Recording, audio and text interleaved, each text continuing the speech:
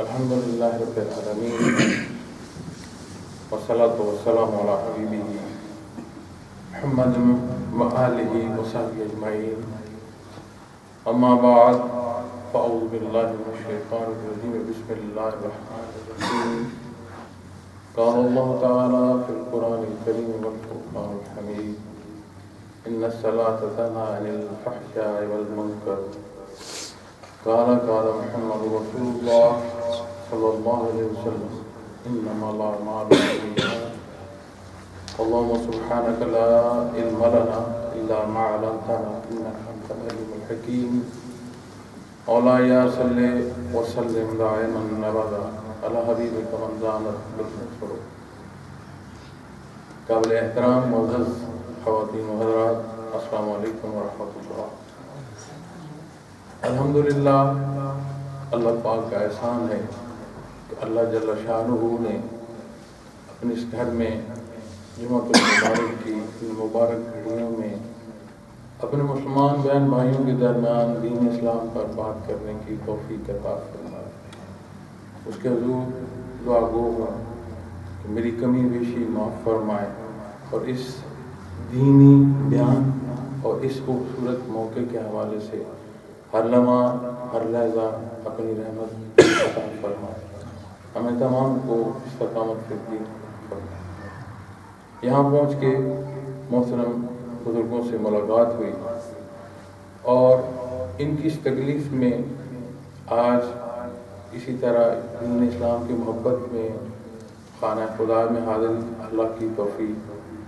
بہت دل خوش ہوا کہ اللہ پاک کو صحت عطا فرمائے اور اسی طرح دین اسلام کی خدمت میں جو ذمہ داریاں عطا کر رہے ہیں اللہ نے عطا فرمائے ہیں انہیں نبھاتے رہیں.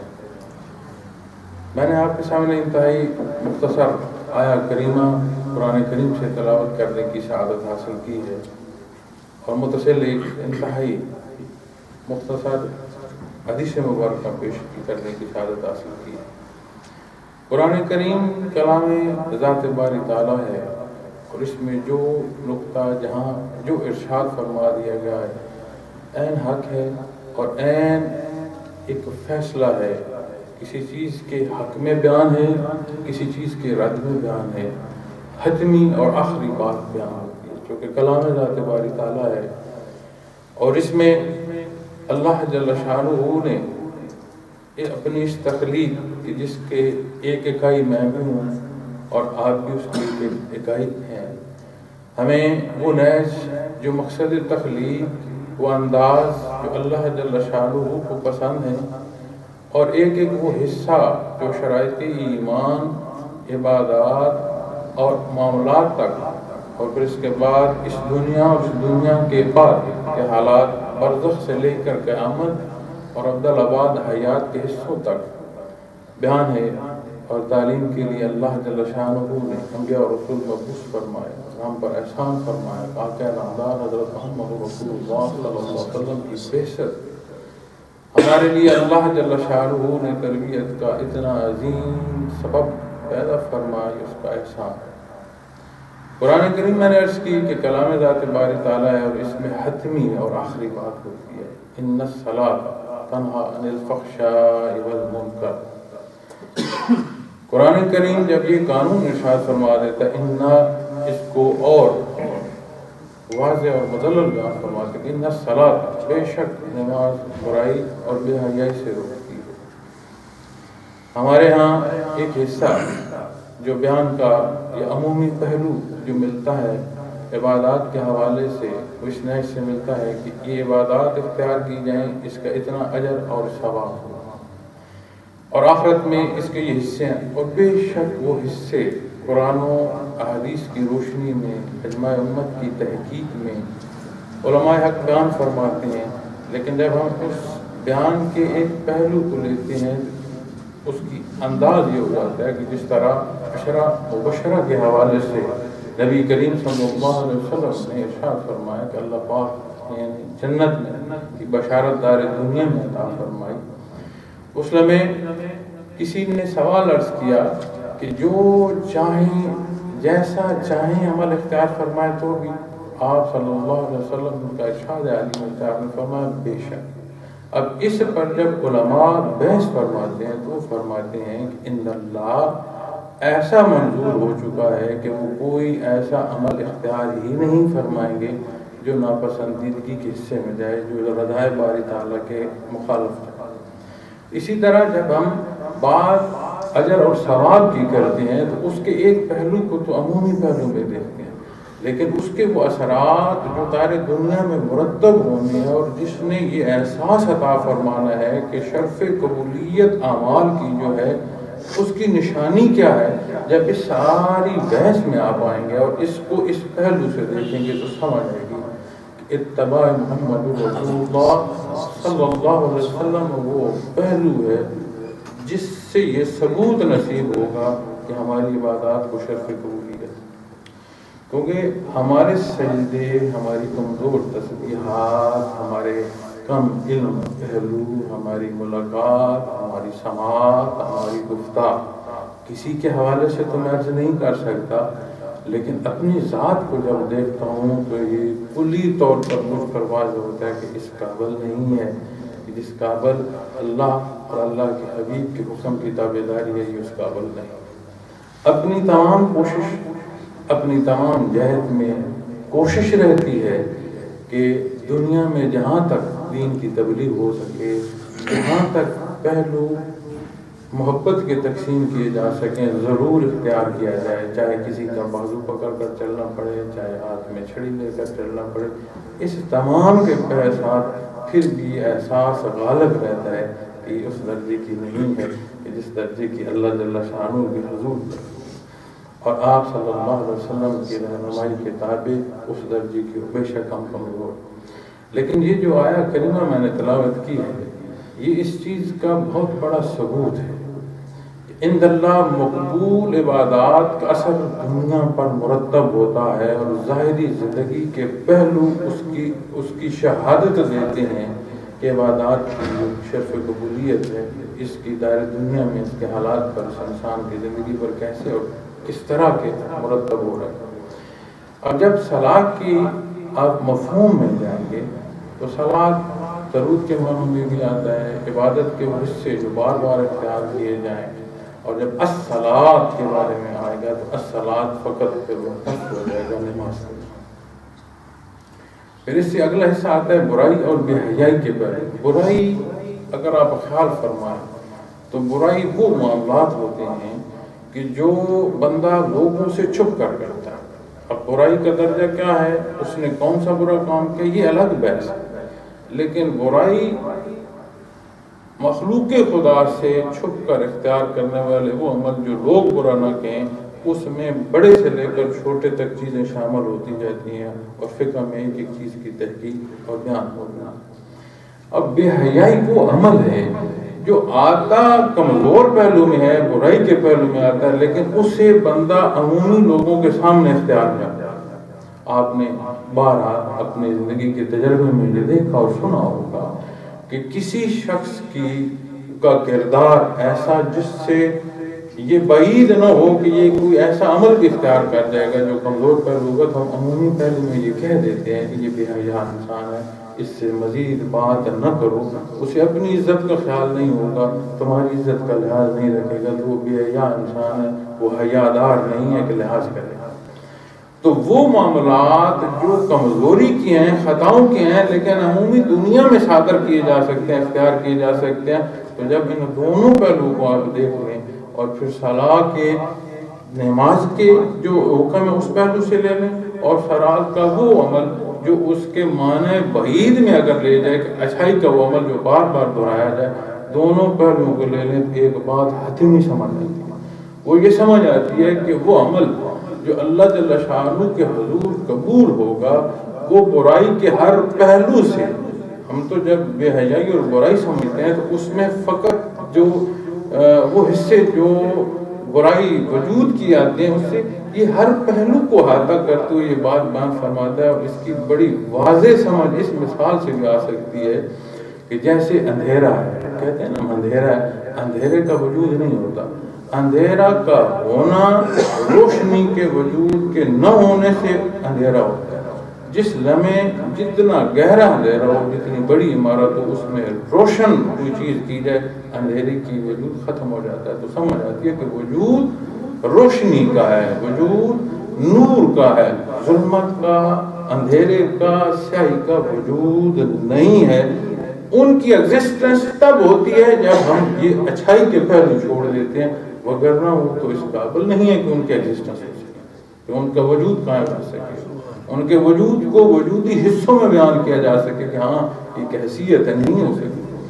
تو جب عبادت کا وہ پہلو جو برزخی حیات میں بیان ملتے ہیں، جو پہلو روز محشر میں اللہ کے قرب کے ملتے ہیں، جو باتیں شفاعت محمد رسول اللہ صلی اللہ علیہ وسلم کے پہلو سے ہمیں امبار انعام کی ملتے ہیں اور افضل زندگیوں کے ملتے ہیں، بے شک. لیکن ظاہر میں شہادت دے گا وجود، ظاہر میں عمل شہادت دے گا، ظاہر میں سوچ سے عملی حصے کا ایک ایک پہلو شہادت دے گا. عند اللہ اس کی صلاح قبول. وہ کیا ہوگی کہ دنیا کے وہ پہلو کہ جسے ہر حصے کی برائی ہے اس سے بندہ ہٹنا شروع ہو جائے.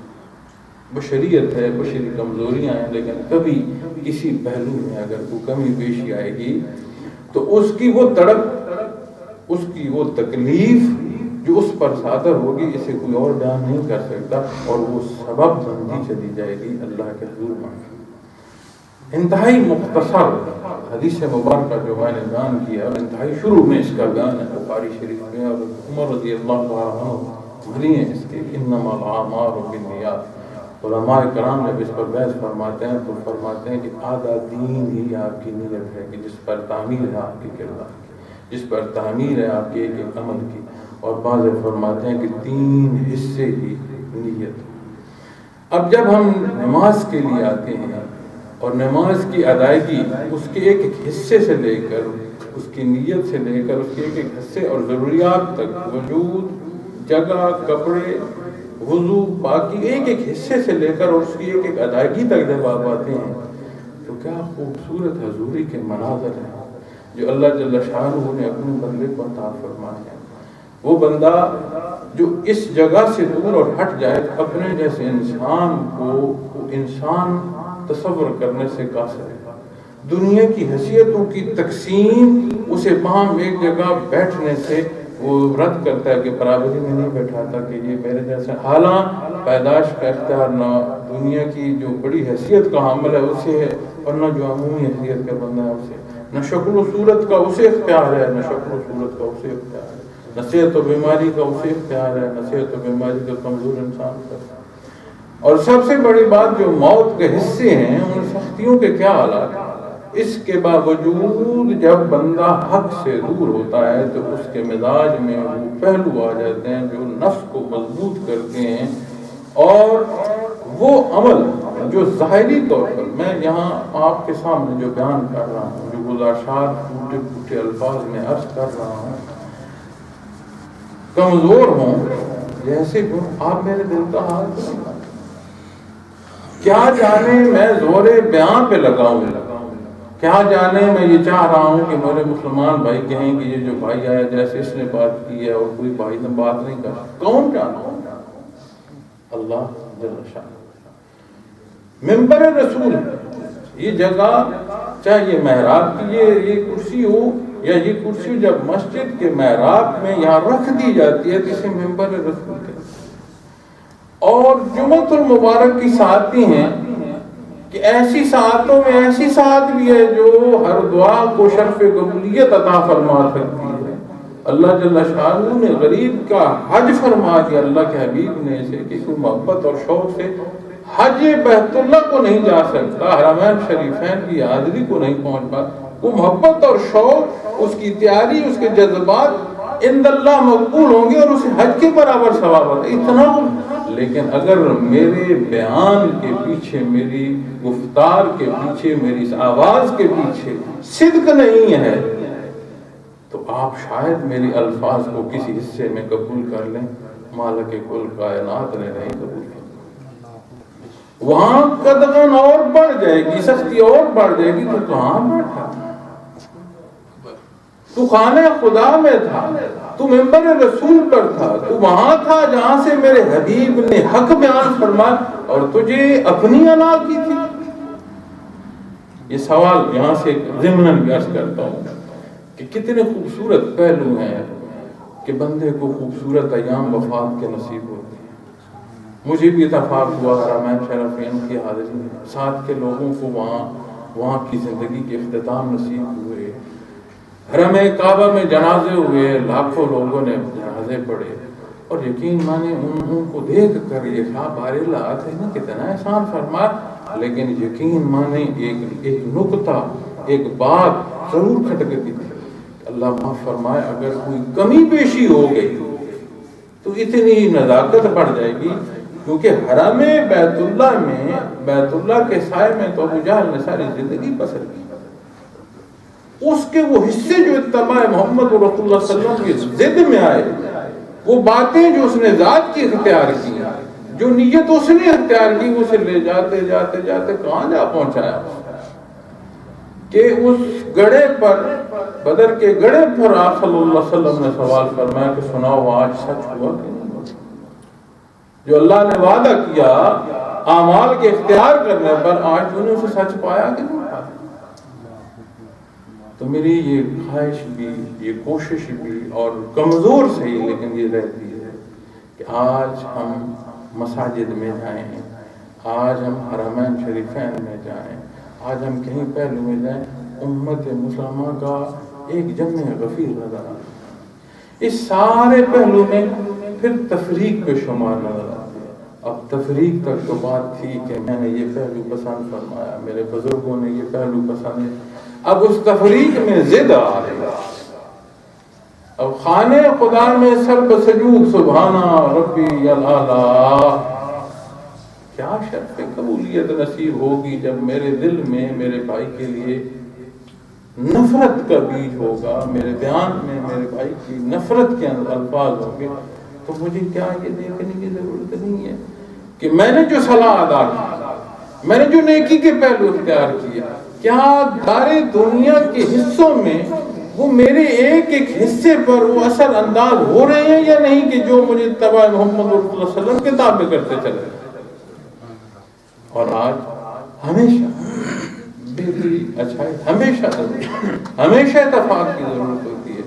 آج مزید ان پہلوؤں کو دیکھنے کی ضرورت ہے کہ دنیا میں اتنی بڑی آبادی ہے امت مسلمہ، اتنی بڑی دعویٰ ہے بحثیت مسلمان، تو تفریق کتنی بڑی ہو رہی ہے، اتنی بڑی دعوت و تبلیغ کے پہلو ہم نے اختیار کر رکھے، یہ نفرت کے بیچ تو نہیں ختم ہوتا۔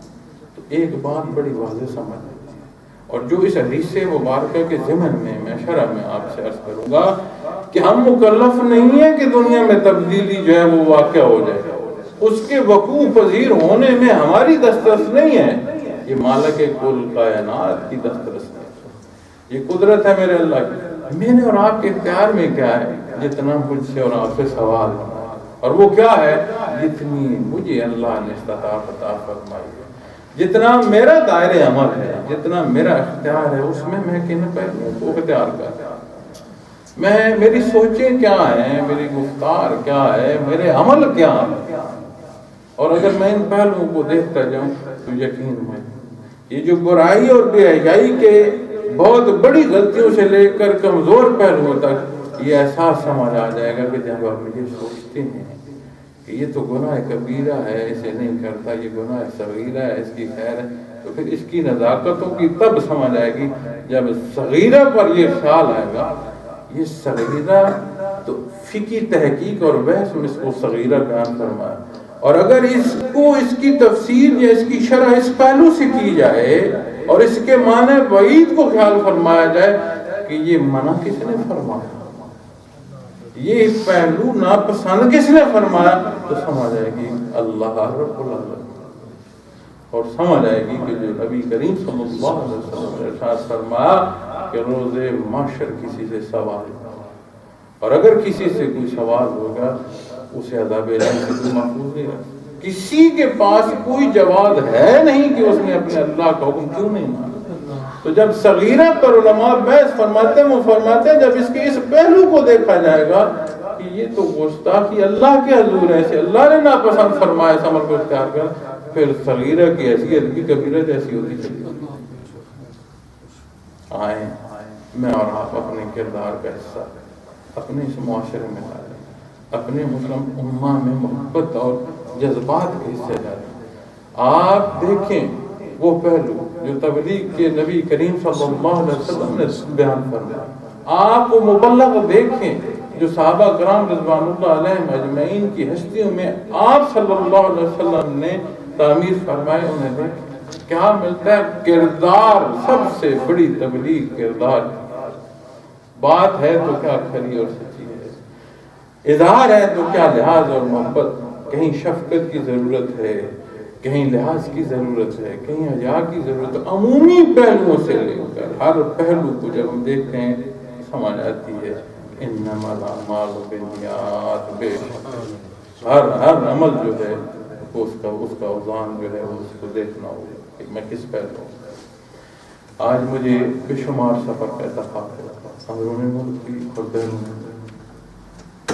آپ یہاں تشریف لائے، آپ کے احباب صاحب کا جو ہے بزرگ وہ تشریف لائے، حد کہیں کسی کے عرصہ ہوگا تو تیسری نسل، تو معاملات دنیا کے ہیں، رزق ہے، اللہ نے ہر جگہ پہ کھیلا، تو جہاں کہیں بھی کوئی ہے، آپ صلی اللہ علیہ وسلم کے ارشاد مجھے قرآن کریم روز محشر تک ہر جگہ باعمل وہ کر اختیار کرنے کا حق رکھتا ہے، اور رنگ و نسل سے، علاقوں سے کوئی پہلو ایسا نہیں کہ جہاں اس پر کسی کمی بیشی کا کسی کو احساس ہو سکتا ہے۔ ایک معتدل انداز ہے اللہ نے اپنی مخلوق کو عطا فرمایا۔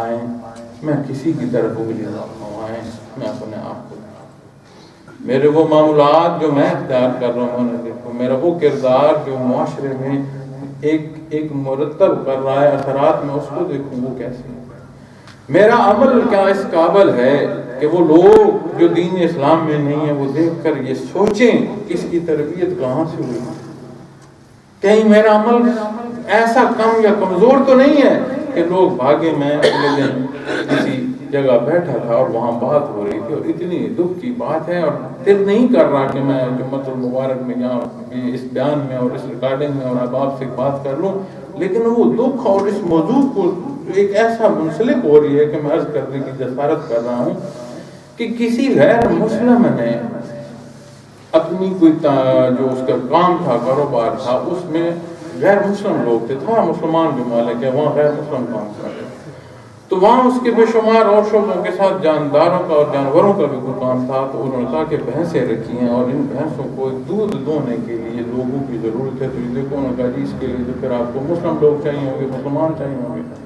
اور کہا تو دیکھ لو یار دو چار بندے ایسے لے لو جو مسلمان ہوں اور وہ ہمارا جو کھانے پینے کا نظام ہے اس کو، ان کا جی وہ تو پھر مسلمان لے آئیں گے، وہ تو پھر بے ایمانی کریں گے۔ کہتا ہے میں سٹن ہو گیا، خود یہ ہمارا کردار کہاں ہمیں لے جا کر پہنچا دیا کہ غیر مسلم اس پہلو پر بات کر رہا ہے کہ یار وہ مسلمان آئے گا تو اس لیے یہ ہمارے حصے ہیں کمزوری۔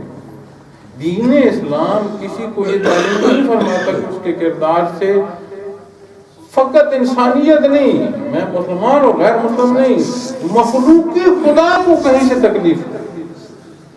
آپ دریا پر بیٹھے ہوئے وضو کرنے کے لیے زائد ضرورت پانی یا جو حکم اس سے زیادہ پانی نہیں بہا سکتے۔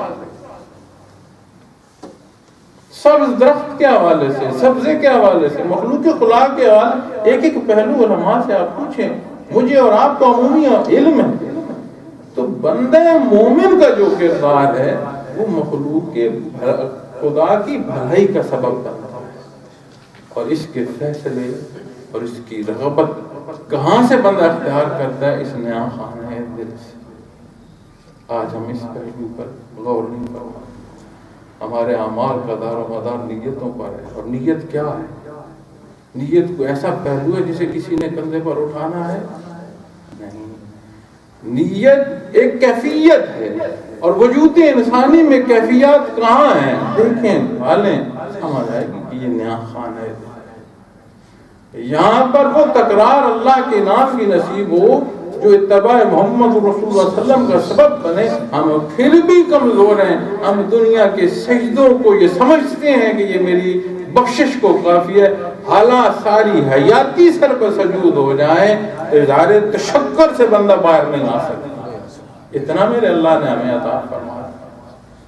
اللہ پاک ہمیں یہ توفیق عطا فرمائے. ایک باعمل مسلمان جس کا کردار امت میں محبت کا سبب، جس کا کردار غیر مسلموں کو رغبت دلائے دین کی طرف، جس کا کردار اس کے عمل اس کی گفتار ثابت کریں کہ یہ وہ لوگ ہیں جن کی تربیت قرآن کریم فرما رہا ہے. یہ وہ لوگ ہیں جو قرآن و سنت اور حدیث کے پہلوؤں کو اختیار کرتے ہیں. اور اللہ پاک میرے اور آپ کی کمزور پہلو پاک فرمائے. وہ رحیم کریم ہے. بے شک ہم بڑے کمزور ہیں، لیکن اس طرح ذات باری تعالیٰ لامحدود ہے، اسی طرح صفات باری تعالیٰ بھی لامحدود. ہم جتنی بھی کمزوریاں ہوں صفت رحیمیت کو کوئی نہیں پہنچ سکتا. اس کی صفت رحیمیت کو معاف فرمانے والا اللہ وہ نیت عطا فرمائے جو اس کے حضور اخلاص سے معافی کی طلب کا سبب بنے. اللہ پاک میرا بات کا حامی ناصر ہو. جو چند منٹ مجھے مولانا جان فرمائے تھے اس میں میں نے اپنی حقیق کوشش کی ہے، کمزور کوشش کی ہے، لیکن بات آتا میرا بیان کمزور ہو سکتا ہے، میرے الفاظ کمزور ہو سکتے کہ آئیں یہی قرآن کریم اور آپ صلی اللہ علیہ وسلم کی تعلیم، قرآن و حدیث ہمارے علماء فقہ کی تحقیق ہمارے پاس موجود ہے، اور میں اور آپ اپنی اس حیات کی روانگی میں بھی موجود سدا یہ روانگی نہیں دی. اللہ پاک میرا راہ حامی و ناصر ہو. وآخر دعوانا الحمدللہ رب العالمین.